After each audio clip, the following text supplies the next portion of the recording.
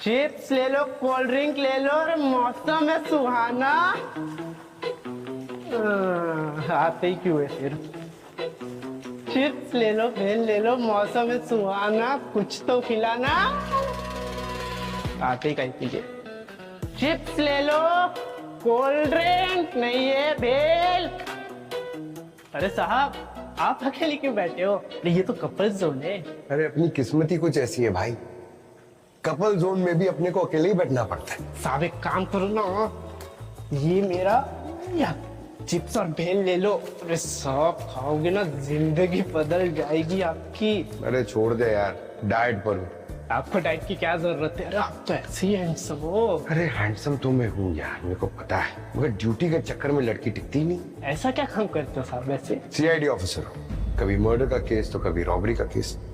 Case में इतना busy रहता हूँ ना कि मेरी लव लाइफ की ऐसी तैसी हो रखी है। आज डेट फिक्स की थी लेकिन वो आई नहीं। साहब आपको एक सजेशन दो।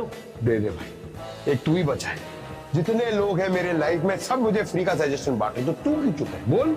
साहब आपको रेडियो सेट सुनते हो? रेडियोज है, नाम थोड़ा खतरनाक टाइप में नहीं है? सर उसका ना वो एक लव सेगमेंट आता है सर, वो सुनिए। ओ जी, पैचअप ब्रेकअप जो भी है साहब, मैं तो सुना साहब शादी भी हो जाती है। क्या बात कर रहा है? अरे साहब 2 हफ्ते पहले मेरी गर्लफ्रेंड के साथ हो गया था थोड़ा सा, मैंने उसका लव सेगमेंट सुना एक। अरे साहब दूसरे दिन मैसेज किया, नहीं कि गर्लफ्रेंड आओ साहब। अरे यार तू तो देवता टाइप आदमी निकला। हाँ, थैंक यू वेरी मच। मगर सुन, हाँ अगर किसी को बोला कि तूने सीआईडी ऑफिसर को ऐसी एडवाइस दी है तो देखो। जा, चल चल निकल साहब, ये निकल निकल, कुछ नहीं चाहिए, थैंक यू वेरी मच। अरे बस हो गया तेरा एडवाइस, जा रुक जा। हेलो मुंबई, आज फिर आया हूं मैं आपकी दिल की धड़कन बनके, आपका दोस्त ऋषभ, सिर्फ रेडियो जहर पे। तो हर रोज की तरह आज भी हम बात करेंगे उन आशिकों से जो प्यार में डूबे हुए हैं लेकिन तैरना नहीं जानते। तो जिसकी भी लव लाइफ में जहर है, डायल करें 143, क्योंकि प्यार की भाषा से बेहतर और कोई भाषा नहीं। तो रुके क्यों हो मुंबई, फोन उठाओ और डायल करो 143 और बोल दो दिल की बात, सिर्फ रेडियो जहर पे।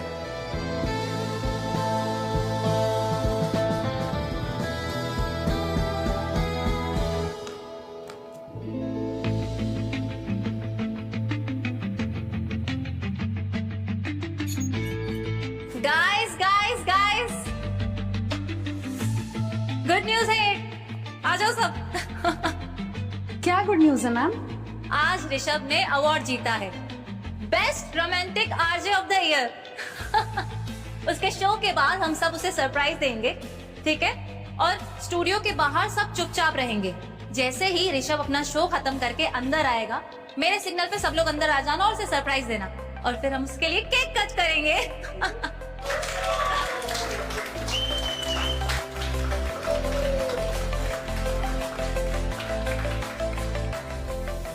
अवार्ड तो मिल गया, पर उसका जो एटीट्यूड है स्काई हाई, उसका क्या करेंगे?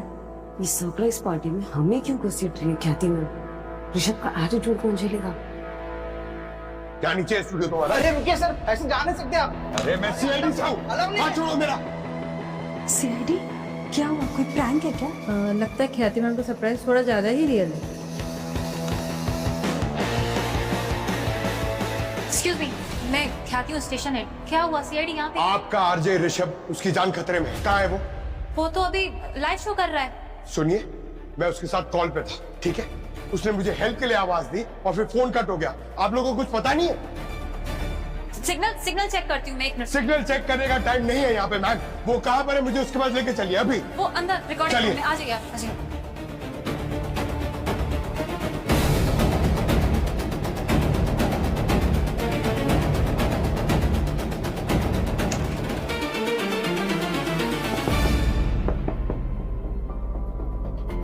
ये दरवाजा लॉक क्यों है? सर ऋषभ भैया हमेशा दरवाजा लॉक करके ही शो करते हैं, उन्हें डिस्टर्बेंस नहीं पसंद।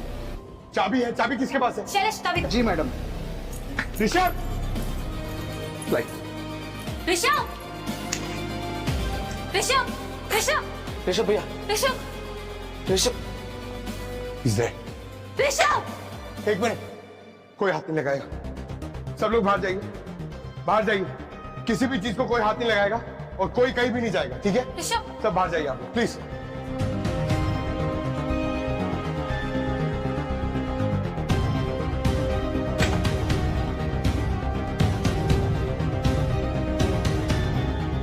दया सर रेडियो जहर के स्टूडियो में यहाँ का आरजे ऋषभ सर, उसकी लास्ट में लीजिए।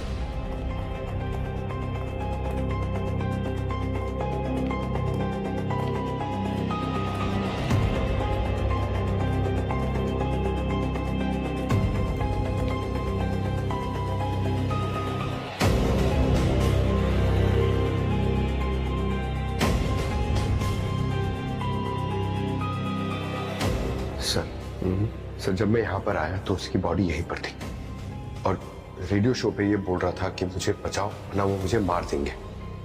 ख्याति ने कहा कि ये रूम अंदर से बंद था सर, क्योंकि ये शो रूम बंद करके ही करता था। अब फिर ये सब सामान यहाँ पर क्यों बिखरा हुआ है? ये सब हाथापाई क्यों हुई यहाँ पे? कुछ हो सकता है ये ख्याति हमसे झूठ बोल रही हो, कुछ छुपाना चाहती हो। और सर ये देखिए, इसका चेहरा देखिए सर, यहाँ गाल पे, यहाँ फोरहेड पे, ये सब सूजा क्यों है? ये तो मधुमक्खी के काटने का निशान लगता है। सर क्या हुआ? सर ये देखिए, मधुमक्खियां। तो मरी हुई है? हाँ सर, ये मरी कैसे? इसका मतलब ऋषभ को मधुमक्खियों नहीं काटा था, क्योंकि अक्सर मधुमक्खी किसी को काटने के बाद वो खुद भी मर जाती है। पर सर ये मधुमक्खियां अंदर आई कैसे? दरवाजा बंद था, यहाँ पे कोई खिड़की नहीं है, फिर कैसे? सर हाँ? ये देखिए, ये यहाँ पे था। बॉक्स 10, ये तो एंटी एलर्जिक है। इसका मतलब है मधुमक्खियों के काटने के बाद ऋषभ ने अपने आप को बचाने की कोशिश की है। पर सर अगर इसने ये इंजेक्शन लिया है तो फिर इसकी बॉडी सूजी कैसे? शायद इंजेक्शन लेने में देरी हो गई हो। लगता है ऋषभ ने कुछ ऐसा देखा है या सुना है जिसकी वजह से इस पे यह हमला हुआ। खूनी चाहता था कि इसकी चीख पूरा शहर सुने।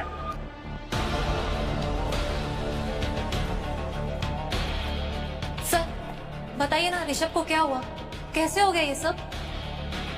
हमें लगता है कि ऋषभ की मौत मधुमक्खियों के काटने की वजह से हुई है। ये कैसे हो सकता है? मधुमक्खी इस ऑफिस में आ ही नहीं सकती, पॉसिबल ही नहीं है। आप इतने यकीन के साथ कैसे कह सकती हैं कि मधुमक्खी इस ऑफिस के अंदर नहीं आ सकती? सर हमने स्टूडियो में एसी, फिल्टर्स, वेंट्स, हर पॉसिबल एंट्री पॉइंट पे सील करके रखा है। कोई भी मधुमक्खी एक भी एक्सीडेंटली यहाँ अंदर नहीं आ सकती। इतनी सावधानी क्यों? क्योंकि ऋषभ को मधुमक्खियों से एलर्जी थी, वो बहुत सेंसिटिव था। सिर्फ एक मधुमक्खी के डंक से उसको बहुत प्रॉब्लम हो सकती थी। एसी डक्ट से मधुमक्खी अंदर आ सकती है। उसके अलावा ये वॉल्स, वेंट्स, साउंड प्रूफिंग सब परफेक्ट है। सर मैं एक काम करता हूँ, ये सब सामान फोरेंसिक भिजवाता हूँ और एसी डक्ट्स और वेंट्स चेक करवाता हूँ।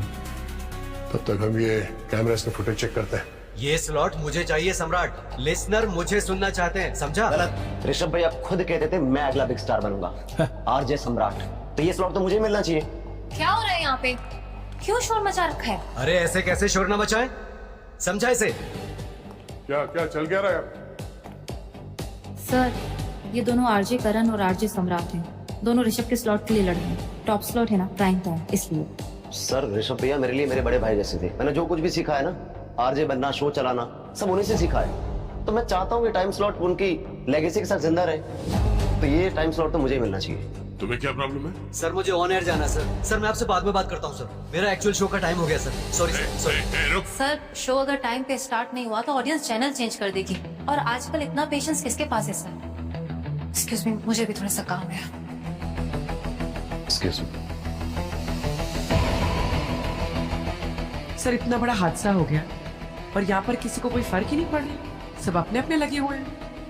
हाँ बोलिए, इस ऋषभ के बारे में पता करो, उसके दोस्त, उसके दुश्मन, सब कुछ पता तो चले ऋषभ चीज क्या थी जिसके मरने से यहाँ पर किसी को कोई फर्क ही नहीं पड़ रहा। सारुण, ये तुम्हारे कहने का मतलब है कि एसी के डक्ट में ना कोई मधुमक्खियां थी या मधुमक्खी की ट्रेसेस? बिल्कुल बॉस, इस डक्ट में कहीं भी मधुमक्खी का कोई जरा सा भी पग का टुकड़ा भी नहीं है, और ना ही इस डक्ट में ऐसी कोई जगह है जहां से मधुमक्खी अंदर घुस सके, कोई रास्ता नहीं।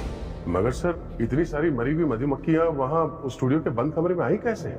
और इस ऋषभ ने अपने आप को बचाने के लिए वो एंटी एलर्जी इंजेक्शन भी लिया था, वो भी काम नहीं किया। काम तो तब करता ना दया जब वो इंजेक्शन लेता, उसने एंटी एलर्जी डोज ली ही नहीं।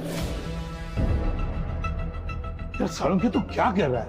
ऋषभ के हाथ पर इंजेक्शन का निशान था। नहीं, ये बात ठीक है, इंजेक्शन ऋषभ ने खुद लगाया है। तो फिर मरा कैसे? मरा इसलिए क्योंकि उस इंजेक्शन में एंटी एलर्जी डोज थी ही नहीं। इस इंजेक्शन में सिर्फ पानी था। What? सर, ऐसा कैसे हो सकता है? ऋषभ इस इंजेक्शन में से पानी भर के क्यों लाएगा?